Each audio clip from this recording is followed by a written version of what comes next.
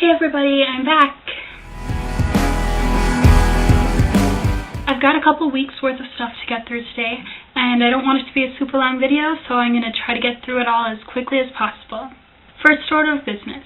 My favorite band and the best concert that I've ever been to.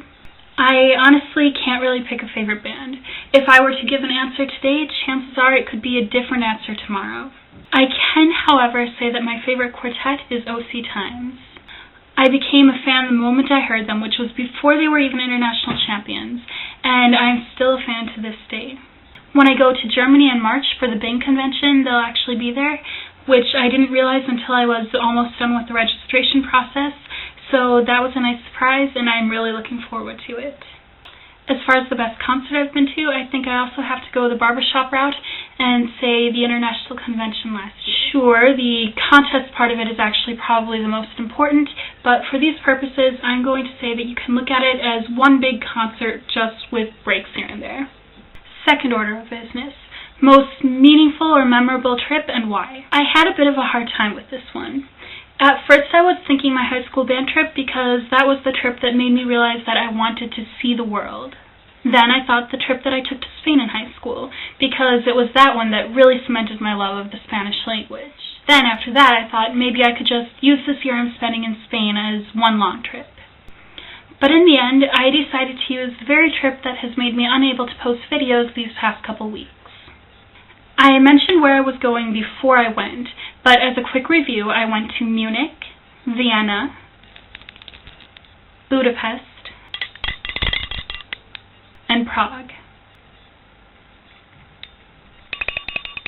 I was traveling by myself, and there were various people that were questioning my decision to do so. But in the end, that's really why I'm choosing this trip for that topic. Traveling alone really forces you to be independent. Sure, I'm halfway across the world from my family and most of my friends right now, but I still have a group of people here that I know I can turn to if I have any problems. When you're traveling by yourself, you definitely do need to make sure that you have a way to get in contact with people if you do have issues. But in the end, you set the itinerary for each day and the pace that you want to go at. For once in your life, you don't need to listen to what anyone else says. You are on your own. And while some people might not like that feeling, I did.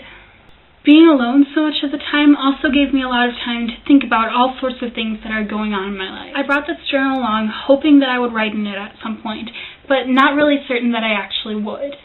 And while I only wrote a few entries, they were good length ones, and they really did help me to get out all the thoughts that were running around inside my head. The last thing I wanted to mention is that thanks to CouchSurfing, even though I was traveling by myself, I wasn't really alone.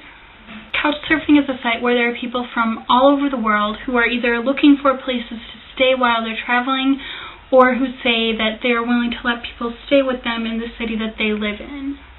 In each of the cities I visited, I managed to find a host through CS, which I think probably made it a little bit better than it would have been had I stayed in hostels or hotels the entire time.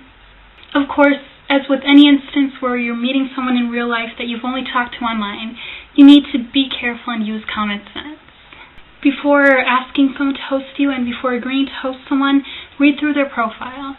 See what other people say about them, see what they say about themselves, see if they've been vouched for. If the profile is basically empty and they don't have any references, then it's probably best to avoid that person, especially if you're traveling solo. But if you are careful, it's a great tool for meeting people from all over the world and learning about different cultures. In addition to meeting my hosts and some of their friends from town, in Budapest and Prague I also had the opportunity to go to a few CS meetings. In some cities where there is a concentrated group of members on CS, they have occasional gatherings. Usually bigger cities have them more often than smaller cities just because there are more people involved in CS there. These meetings were some of the highlights for my trip. And if I hadn't gone to the ones in Budapest, for example, I wouldn't have met this awesome guy from Ireland who was actually born in Scotland and currently lives in Poland. And he wouldn't have told Lillie and I, Lillie being someone that I had met just earlier in the day because we had met up on CouchSurfing and decided to go sightseeing together because we were both in Budapest. But anyway, he wouldn't have told us that we should try to get up to Gellert Hill at night to see this amazing view. So overall, I would have to say without a doubt that couchsurfing made the trip a lot better than it would have been otherwise. I've already met some amazing people through the site, and I hope that I can stay involved in the community and get to know even more people from all around the world as time goes on. I guess that's all for now, and I hope you all have a great week. Hasta luego. Many places I've been, there's so much more to see. We got galaxies and planets and moons, and an awful lot of running to do.